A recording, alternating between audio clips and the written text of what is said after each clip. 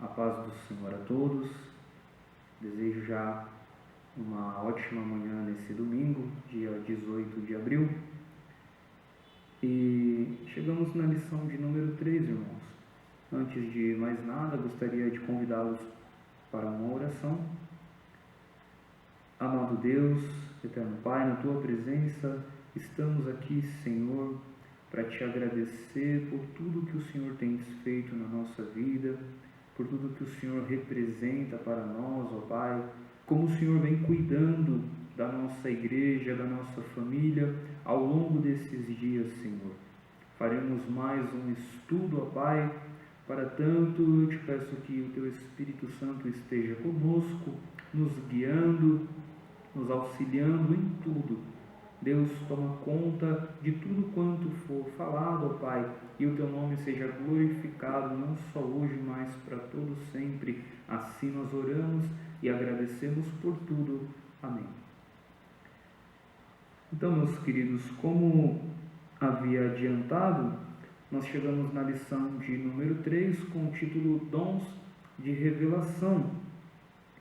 Apenas para recapitularmos brevemente, na lição de número 1, nós vimos que o Espírito Santo é a fonte dos dons que são distribuídos para a igreja de acordo com a vontade de Deus e também com a necessidade local da igreja.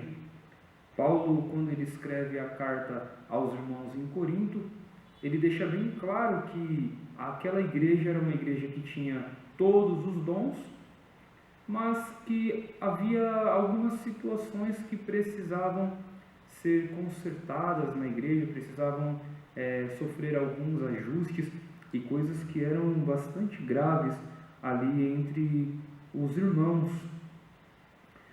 Na lição de número 2, a gente estudou sobre os propósitos dos dons, a funcionalidade de cada dom que o Espírito Santo ele dá para a igreja. E, em rápidas palavras, a função dos dons espirituais nada mais é, irmãos, do que para edificação do corpo de Cristo.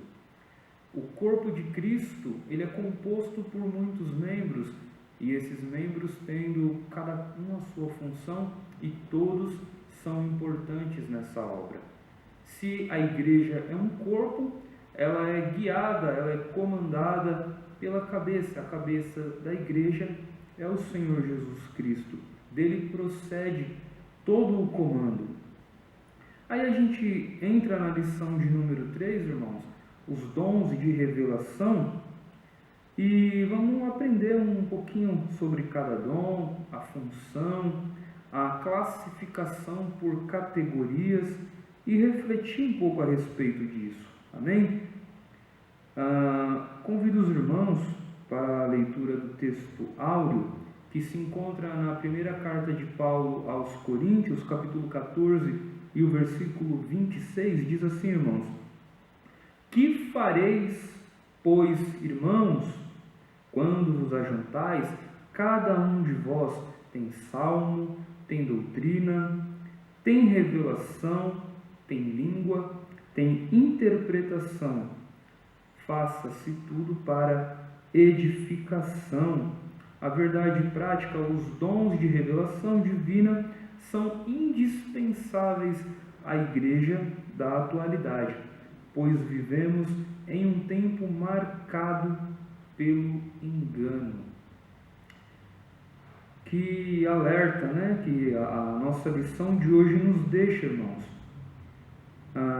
Jesus já havia falado que o povo dele errava, o povo perecia por falta de conhecimento, por causa da falta da busca por saber a vontade de Deus, por aquilo que foi registrado na sua palavra. As pessoas erram, e até hoje elas continuam errando porque não buscam a palavra do Senhor. Mas eu louvo a Deus pela minha, pela tua vida, que neste momento estamos estudando a palavra de Deus, buscando saber qual a sua vontade.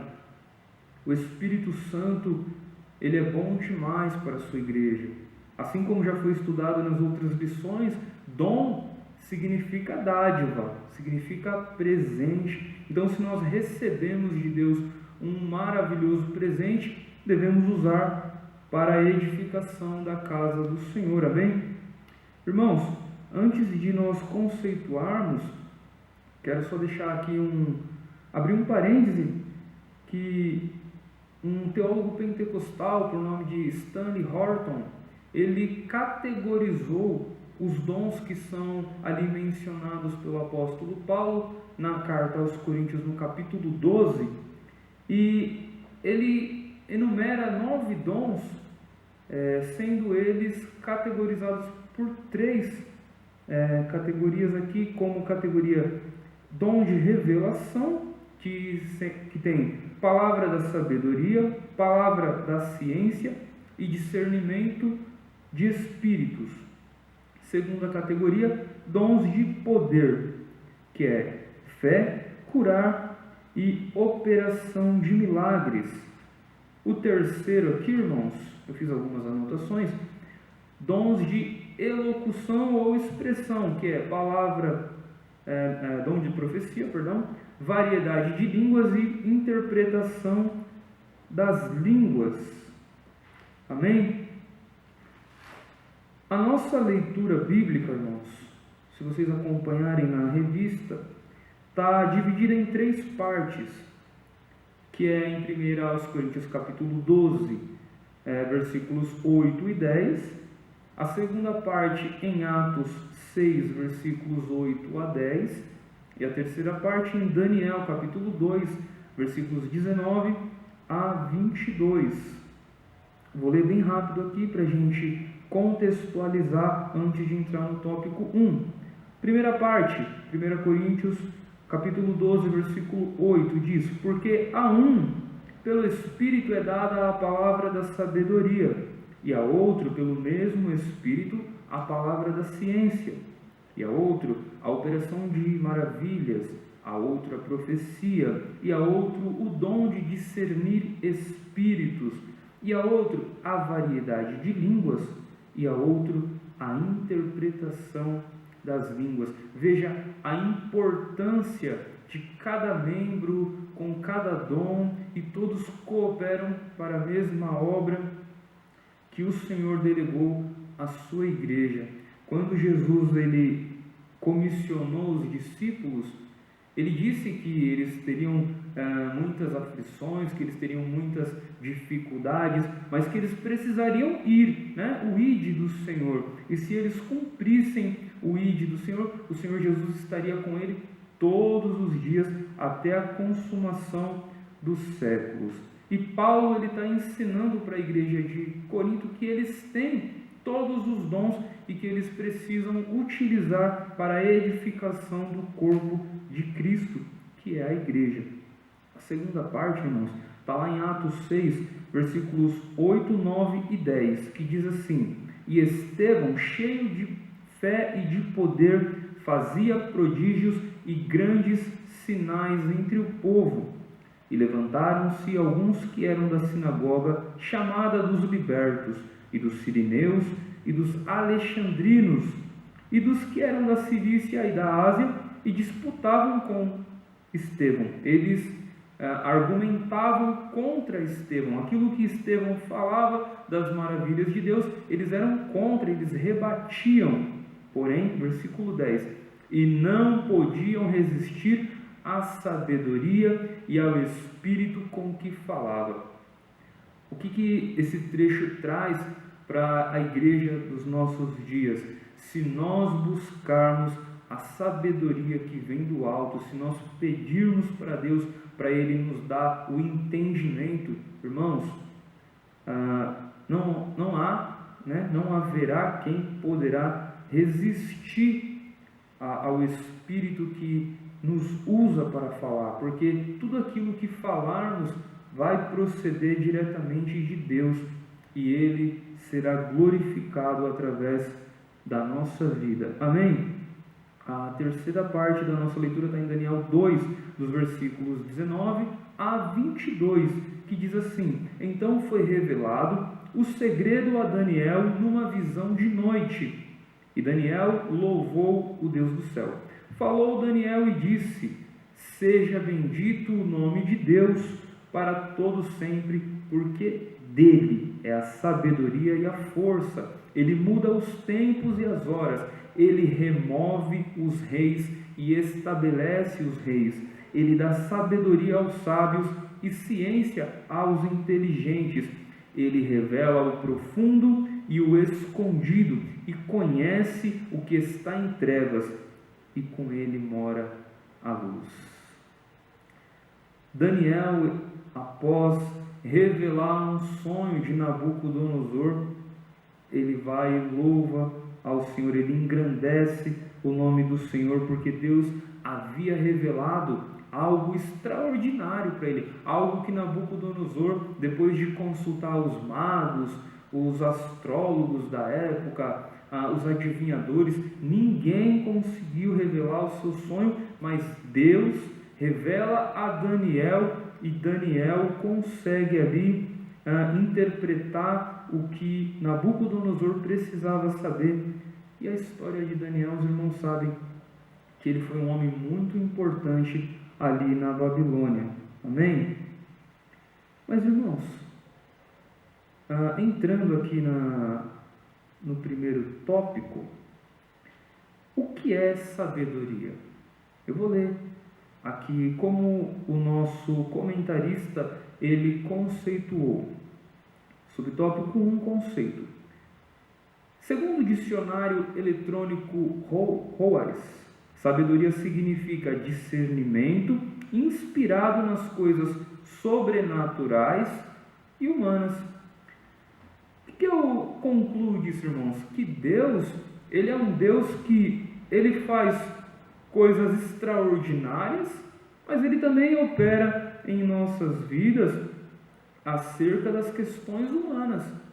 Quantas pessoas precisam resolver grandes questões e simplesmente elas conseguem resolver porque usaram a sua sabedoria, o seu conhecimento, mas antes buscaram a Deus.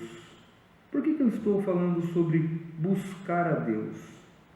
Olha só, irmãos, a Bíblia diz a respeito da sabedoria, lá em Provérbios capítulo 2, versículo 6, porque o Senhor dá a sabedoria, da sua boca é que vem o conhecimento e o entendimento. É dele a sabedoria, é dele o poder. Se você buscar, Deus ele vai te dar. Olha o que diz ainda em Provérbios, no capítulo 9, versículo 10. O temor do Senhor é o princípio da sabedoria, e o conhecimento do santo a prudência. Quer saber se uma pessoa realmente é sábia? Ela precisa temer a Deus. Se ela não teme a Deus, irmãos, ela não tem o princípio da sabedoria. Tiago, lá no capítulo 1, versículo 5, diz: e se algum de vós tem falta de sabedoria, peça a Deus, que a todos dá liberalmente, e o não lança em rosto, e ser-lhe-á dada. Amém? É de Deus a sabedoria. Pode pedir, irmãos. O pastor Estevão Ângelo de Souza diz assim: a palavra da sabedoria é a sabedoria de Deus, ou mais especificamente, um fragmento da sabedoria divina que nos é dada por meios sobrenaturais. Irmãos, eu gosto de pensar que para resolvermos as questões não adianta o intelecto humano, não adianta a tua força, não adianta a tua influência. Você precisa dobrar o seu joelho, buscar de Deus a sabedoria, o conhecimento para resolver as suas questões. Às vezes a gente precisa tomar decisões de onde morar, de onde trabalhar, qual curso fazer. Tudo isso vai determinar se nós teremos sucesso ou não na nossa vida. E Deus dá o conhecimento. Os dons, irmãos, eles são dados para a igreja, aos seus servos, para o aconselhamento e orientação da igreja do Senhor. Deus não te dá conhecimento e sabedoria somente para si, mas principalmente para a edificação do corpo de Cristo, para o bom andamento da obra do Senhor, para aquilo que for útil dentro da igreja do Senhor. O Deus que nós servimos, Ele zela pela sua igreja. Amém, irmãos? Subtópico 2, a Bíblia e a palavra da sabedoria. Lembram quando José, ele também interpreta um sonho de Faraó? Está lá em Gênesis 41, do versículo 14 até o 41 também. O Faraó, ele tem alguns sonhos e também os seus serviçais não podem interpretar. E nessa época José já estava preso e alguém lembra, né? O padeiro lembra que José estava lá na prisão e que ele já havia interpretado um sonho. José é chamado à presença de Faraó e ali ele decifra o sonho de Faraó. Ali ele traz a interpretação dada por Deus de como Faraó administraria as situações e a grande fome que viria ao Egito. E José tornou-se governador do Egito por causa da sabedoria. Salomão, tomando importantes decisões, a gente pega o exemplo de 1 Reis, capítulo 3, do versículo 16 ao 28, onde aquelas mulheres estão disputando a guarda de uma criança, né? E cada uma traz a sua versão da história. Elas moravam juntas, uma deu à luz, a outra 3 dias após dar à luz também, mas por um acidente acaba matando uma das crianças, e agora Salomão precisa decidir quem é a verdadeira mãe da criança. E os irmãos conhecem, né? Deus dá uma estratégia para ele e a verdadeira mãe acaba abrindo mão da guarda da criança, e por isso ele reconhece que aquela mãe, ela zela pela vida do seu filho, ainda que ela perca a guarda. E Salomão consegue então definir para quem iria aquela criança. Isso por conta da sabedoria que Deus deu para ele. Se a gente for para o Novo Testamento, o primeiro mártir, né, Estevão, quando ele fala das maravilhas de Deus, e ali estão vários principais, né, da religião antiga, do judaísmo, dos cilícios, da Ásia, os sirineus, os alexandrinos, eles estão ali disputando com Estevão, mas eles não podem resistir. A Bíblia diz, né, como a gente leu em Atos 6, no versículo 10, e não podiam resistir à sabedoria e ao espírito com que falava. Então eles tiveram que armar um plano ali, dizer que Estevão estava blasfemando, e os irmãos sabem que o fim dele foi a morte por apedrejamento. Mas quanto mais pedradas ele tomava, mais ele dizia: olha, eu estou vendo os céus abertos, eu estou vendo o Filho de Deus à destra. É como se ele estivesse falando: continuem, vocês estão me aproximando do Pai. Aí, subtópico 3, uma liderança sábia. Diz assim a revista: a palavra de sabedoria é de grande valor na tarefa do aconselhamento pessoal e em situações que demandam uma orientação no ministério pastoral. Todos que exercem liderança na igreja precisa liderar, precisa decidir com sabedoria, precisa ser uma pessoa de oração, precisa ser uma pessoa amorosa. Por que eu estou dizendo isso, irmãos? Porque o próprio apóstolo Paulo, ele diz lá no capítulo 13 da carta aos Coríntios, que se não tiver amor, nenhum dom que você adquirir terá alguma serventia. Então, um líder sábio, ele não vai lhe indicar nada do que é do seu próprio entendimento, mas ele vai guiar ali o seu conjunto, a sua igreja, conforme a palavra do Senhor. Pense, irmãos, quão triste seria se um líder, um pastor, um presbítero, alguém de um cargo de confiança dentro da igreja tomasse uma decisão sem a direção do Espírito Santo, a igreja sofreria, ele sofreria. Então, irmãos, é muito importante para uma liderança sábia, joelho no chão. A Bíblia diz, lá em Provérbios 16, que do homem são as preparações do coração, mas de Deus a resposta da boca. Quer saber como agir? Quer inteligência? Quer sabedoria? Busque do Senhor, irmãos. É líder, não faça nada, não dê um só passo sem antes consultar o Senhor, porque vidas estão envolvidas nisso, salvação está envolvida nisso. Amém, irmãos? Então é muito importante buscar de Deus a sabedoria. Entretanto, tenhamos cuidado para não confundir a manifestação desse dom com o nosso desejo pessoal. Quantas pessoas confundem o desejo do coração com algo que realmente veio de Deus?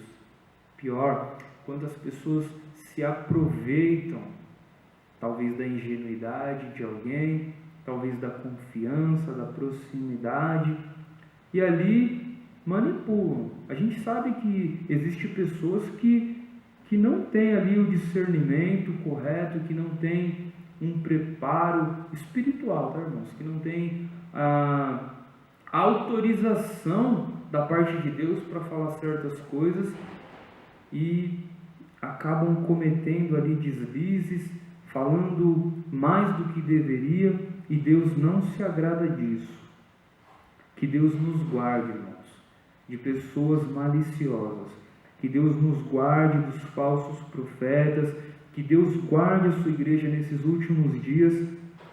E que você também busque a sabedoria. Não dependa de pessoas, porque pessoas são falhas. Mas o corpo de Cristo unido, ele vai prosperar, ele vai agir, ele vai caminhar de acordo com a vontade de Deus. Amém? Tópico 2, irmãos. Palavra da ciência. O que é? Vamos ler a definição aqui na nossa revista. Este dom muito se relaciona ao ensino das verdades da palavra de Deus, fruto do resultado da iluminação do Espírito acerca das revelações dos mistérios de Deus, conforme aborda Stanley Horton em sua teologia sistemática. Esse dom também se relaciona à capacidade sobrenatural concedida pelo Espírito Santo ao crente para este conhecer fatos e circunstâncias ocultas. A palavra da ciência, irmãos, ela acompanha, a palavra da sabedoria. E Deus, ele dá para a igreja, relacionada às verdades da palavra de Deus. Quando a gente vai preparar um sermão, quando a gente vai preparar um estudo, às vezes Deus, pela sua bondade, ele nos revela. Olha o que diz aqui, a capacidade sobrenatural concedida pelo Espírito Santo ao crente para conhecer fatos e circunstâncias ocultas. Qual que é a sua função? O dom da palavra da ciência não visa servir a propósitos triviais como o de descobrir significado dos tecidos do tabernáculo ou a identidade da mulher de Caim. A palavra da ciência ela é dada para a igreja para aquilo que realmente edifica o corpo de Cristo, para aquilo que faz crescer os membros do corpo da igreja de Jesus. A palavra da ciência ela não tem nada a ver com a vaidade do homem. Ela é dada para que a igreja seja alimentada, seja norteada, seja guiada pelo Espírito Santo. Olha o que diz aqui também. A manifestação sobrenatural deste dom tem a finalidade de preservar a vida da igreja, livrando-a de qualquer engano ou artimanha do maligno. Amém, irmãos? Subtópico 3 aqui, alguns exemplos da palavra da ciência. Profeta Eliseu. Vou ler aqui para os irmãos também acompanharem. Ao profeta Eliseu foram revelados os planos de guerra do rei da Síria. Quando eles arquitetaram todo o plano lá, o profeta foi e alertou o rei lá de Israel e eles puderam se preparar. Outro exemplo foi a revelação de Daniel acerca do sonho de Nabucodonosor, quando Deus descortinou a história dos grandes impérios mundiais. Naquela época, os babilônicos, eles dominavam, eram potência mundial, e Nabucodonosor, ele tem um sonho, lembra daquela estátua, onde cada membro era constituída de um material diferente, e Daniel, depois de orar, ele recebe a revelação e ele interpreta que cada parte daquela estátua era um governo e que um dia eles iriam se desfazendo, eles iriam perdendo a sua força, seriam dominados por outros povos, por outros governadores, mas que um dia um reino subsistiria para sempre, Um reino ficaria perpétuo, e esse reino Daniel está profetizando que é o reino do Senhor Jesus Cristo. Amém? Aí os irmãos sabem que os babilônicos foram dominados pelos medo-persas, que foram dominados pelos gregos, que foram dominados pelos romanos, e depois desse domínio, o império de Jesus Cristo, o reinado de Jesus Cristo e a sua igreja estará para sempre. Amém? No Novo Testamento, esse dom foi manifesto quando o apóstolo Pedro desmascarou Ananias e Safira. Lembra os apóstolos ali conduzindo a igreja primitiva? As pessoas depositavam as suas ofertas aos pés dos apóstolos, elas vendiam as suas propriedades e tudo era confiado ali aos apóstolos. Porém, Ananias e Safira, eles não são sinceros ali com a sua oferta, e Pedro recebe a revelação de que eles haviam mentido. E ele ainda revela: não mentistes aos homens, senão ao Espírito Santo, e imediatamente expiraram. Então fica um alerta, irmãos. Não minta para Deus. Deus, ele é onisciente.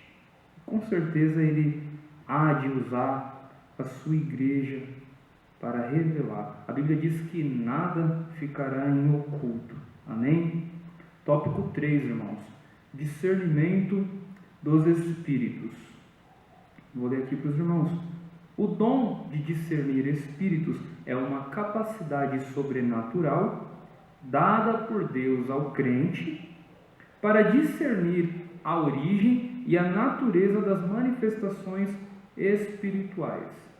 De acordo com o termo grego diakrisis, a palavra discernir significa julgar através de, distinguir. Ela denota o sentido de se penetrar da superfície, desmascarando e descobrindo a verdadeira fonte dos motivos.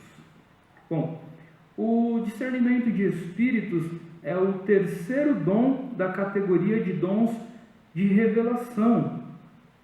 E ele é muito importante, irmãos, para o crescimento da igreja, para o bom andamento do culto, principalmente o culto pentecostal, onde há manifestação do Espírito.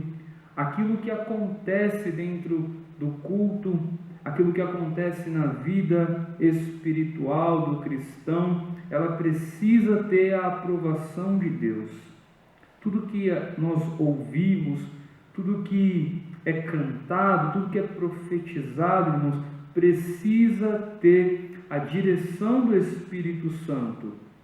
Se algo acontece dentro do culto que nós julgamos ser estranho, devemos pedir a Deus o discernimento de espíritos, para saber se aquilo que está acontecendo está dentro da vontade de Deus.